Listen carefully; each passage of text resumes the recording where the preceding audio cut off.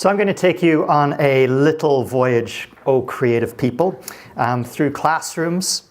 This is some grade 3s, and also into some board games that I've developed over the past years. You're now in my grade 4 classroom, and you have to figure out what was I trying to do here. The grade 4 students get 5 minutes. You guys get an extra 5 seconds. Are the color lines, each color add up to a certain number? Very good points to the woman in the blue. Yes, so that adds up to 100. Any other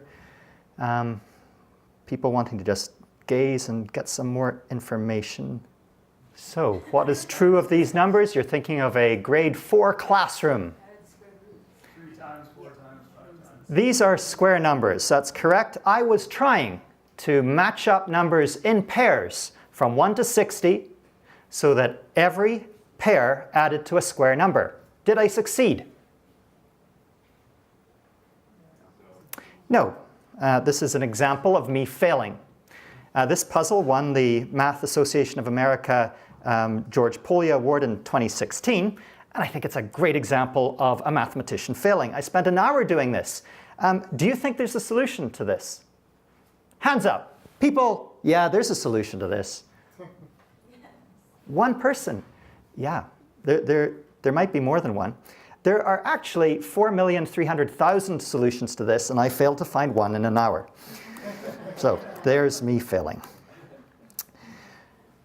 Designing board games and designing math puzzles, it's the same skill set. Santorini, I designed in 1985, the basic rules for the game. You look at the packaging, that packaging is not done by me. It's done by a genius designer, Gavin Brown, here in Calgary. What I bring is the mechanisms. I work on the mechanisms for games really hard. For Santorini, the mechanism is bite-sized. This is all it is. Take one of your pieces, you move it, and then around that piece, you build. Whenever you're moving, you can move up a maximum of 1 level. You win whenever you get to the 3rd level. Very, very simple rules. It's the simplicity and the elegance of that system which makes the game beautiful at the start. And then you start to add on different flavors, God cards that allow you to break the rules of the game in different ways. Let's bring that creative spark to the math classroom. Here is a very exciting worksheet. Look at that. You add on a snowman, you add on a Christmas tree. Creative, right? So this is havefunteaching.com. No, we don't want to advertise that. So what I'm looking for whenever I'm bringing a puzzle to the math classroom is something that is mathematically deep, not just a superficial veneer. This is an unsolved problem of mathematics from 1967. And this is just one instance of it. This one is solvable, so you're going to see how to solve this. You get to add the numbers 1, 3, 5, 7, 9 into these circles. Let's say that you go like this. Then you look at the differences between any 2 connected circles. So for example, 9 minus 1, that's 8. 9 minus 5, that's 4. 5 minus 3, that's 2. And if all of these differences are different, you've won. You get to ride the emu. But we failed. Okay, so this is a grade 3 classroom. This is essential for every grade 3 student in the world learning subtraction. This is how you learn subtraction. This is interesting. How are we going to do this? Obviously, we did not put those original numbers in the right place. Any ideas? I'll give you guys 10 seconds to switch 2 numbers. 1 and 7. That would lead us. No, that doesn't work. 10 seconds is up. You've all failed. And this does work. This is just one example of what would work. So all of the numbers are different. You can successfully ride the emu now. Of course, after kids solve one puzzle, now they're motivated to see what other puzzles are out here. This one's actually easier than the emu. If you put the 1 or the 11 in the middle, you're guaranteed to have solved it. So there's a solution. But you can see that these can become very difficult puzzles very fast. The rules for making one of these puzzles: all of the circles must be connected to each other. There can be no loops. Those are the only two rules. Then you're putting numbers, consecutive odd integers, into those circles. And you're looking at the differences. The unsolved problem of mathematics from 1967: are all of these puzzles possible to solve? Up till now, the answer has been yes. Every puzzle that we've come up with, we can solve it. But these puzzles become extremely difficult, even for a computer to solve, if you're dealing with 30, 40 circles. Never mind 1,000 circles. Are these all possible? This is an important unsolved problem in an area of mathematics called graph theory. Yet, it is the perfect pedagogic tool to teach every child in the world subtraction. And you can imagine that nasty little spiders inspire those, that half of the classroom that's got too much testosterone. I'm also going to give a smattering of creativity from, as a teacher. Birds should not teach bats how to fly. Yet too many teachers, if you give them this as an exercise to teach this unsolved problem, they will go and they will work at this at home and they will try to solve it. And so that they can go into the class the next day and they already know the answer. Oh, thank goodness I already know the answer to this. Now I can help my kids solve it. Wrong. You want to be bats as teachers. You don't want to know the answer going into the class. You want to be flying blind, just like your students. Way more exciting. Beauty over truth. So again and again, you look at this and you just cry out, where is the beauty? As a mathematician, you probably think of me as someone who wants truth. No. I want beauty. I want to express the beauty of mathematics. And this is not it. So Piet Mondrian, born in 1872, and you look at his works, you're art critics now 100 years ago, and you say, no. This won't do. You've got two rectangles there that are the same dimensions. You're going to help him. You're going to say, no. Whenever you're creating your artwork, you can no longer have two rectangles the same dimensions. Of course, you can have rectangles of the same area that are different dimensions. That's fine. But you're going to, you can see that Piet Mondrian is going to really appreciate your feedback here. So you tell him, this is a work that I can accept. Here we have all rectangles, different dimensions. You like this. You tell him, okay, I'm going to help you even more, you say. I'm going to score each piece of your artwork. I'm going to say your score for this is your largest area minus your smallest area. So in this case, we have 9 minus 1. You're going to score that an 8. And the lowest score that you can get, that's what you want to aim for, Mondrian. You can see him just lapping this feedback up. This is the best that Mondrian can do for this 4x4 canvas. 6 minus 2 is 4. That's the lowest that he can get. But you can imagine this puzzle becomes difficult. This is the best that I could do after searching for quite a while on an 11 by an 11. And no child has yet found the optimum. Now, I was thinking I should just leave you guys in the dark here as to what the best one is. But a computer search, I don't do computer searches, but I do like the results, the beautiful results that they produce. Here is the optimal solution for 11 by 11. You get a score of only 6. I think I could probably spend a week looking for this, and I'm not sure I would find it. So difficult to find, but so interesting in the math classroom to give your child the 12 by 12. They're not going to solve it. You're not going to solve it. So you can have a competition between your class and the class next door. Which class collectively, collaboratively, can come up with the most the lowest score and maybe the most beautiful piece of artwork to go with that score. Pythagoras.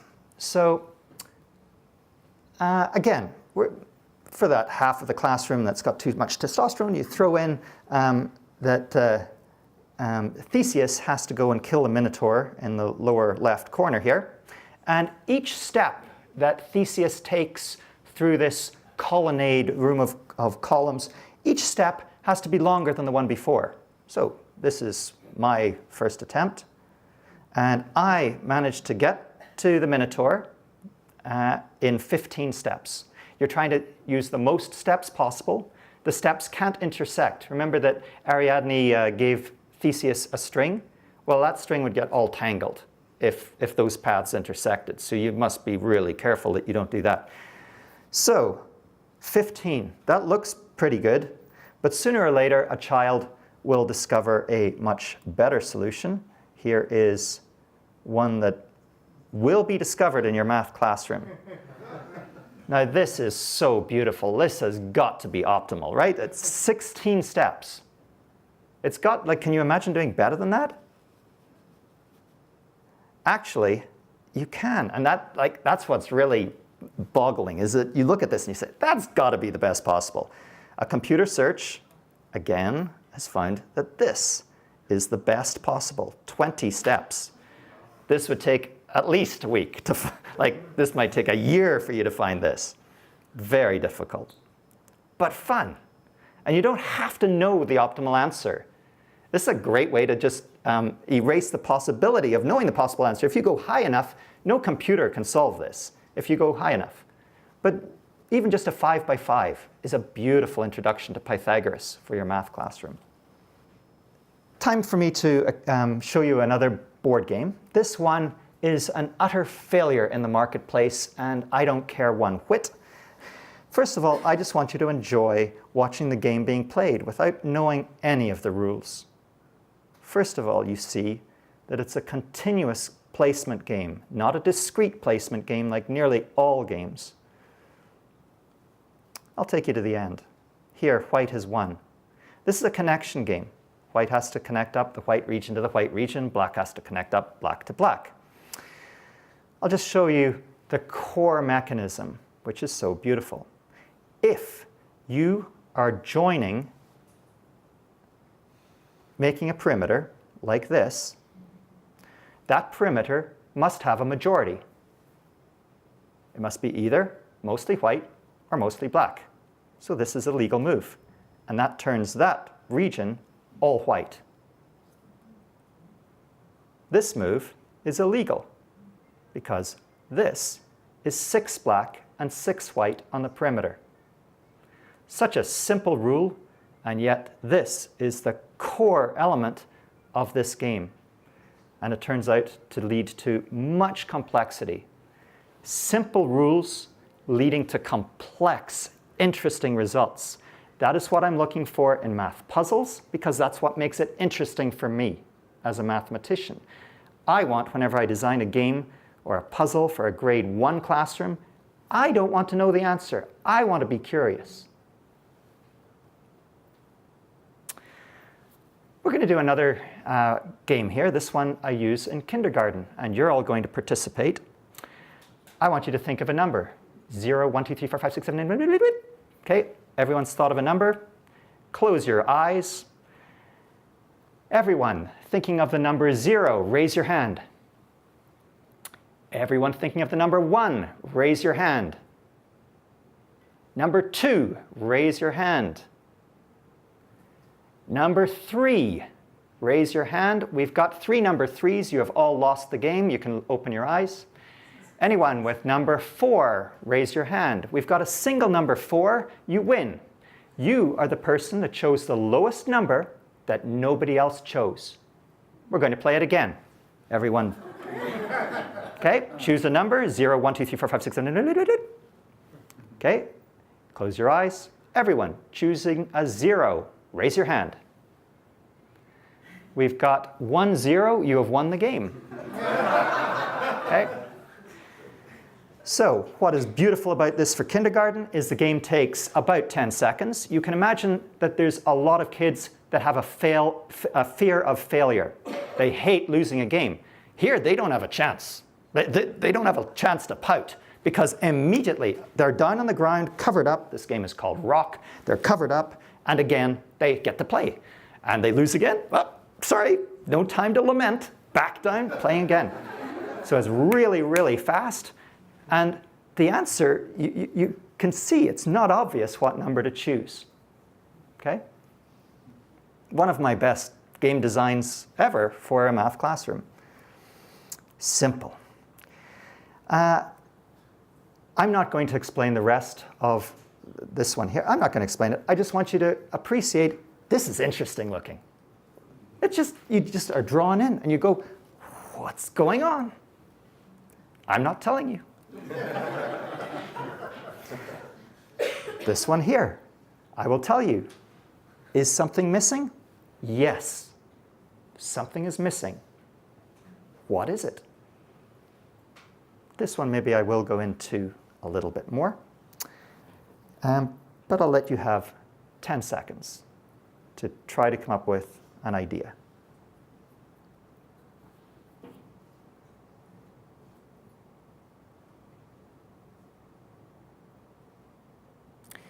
And you all fail. You notice I use the word failure. The best way to unleash creativity in the math classroom is to remove the stigma of failure. And the way you do that, starting in kindergarten, is you give kids lots of experience of failure, especially the top kids in your class. We handicap our top kids all the time by mollycoddling them and getting them accelerated through the curriculum so they hop, skip, and jump, success to success to success, hit university, splat. What's missing here? This is missing. What on earth is going on here? This is non-commutative multiplication. 2 times 3 times 3 times 5. You'll notice that there's 2 dots inside 3 dots, inside another 3 dots, inside these big 5 dots. 2 and 3 and 3 and 5. 2 and 3 and 5 and 3. 2 and 5 and 3 and 3. 3 and 2 and 3 and 5. And there are 12 of these patterns. Non-commutative multiplication. Lastly, I'm going to show you and not explain another prime number catacombs. This was not designed by me. This was designed by a mathematician called William Paulson. And it's beautiful. And I won't tell you anything more. These puzzles belong worldwide. These are some kids in Beijing working on one of my puzzles. This makes me happy to help out kids in a small way worldwide and to give the joy of a beautiful game for people to play. Thank you.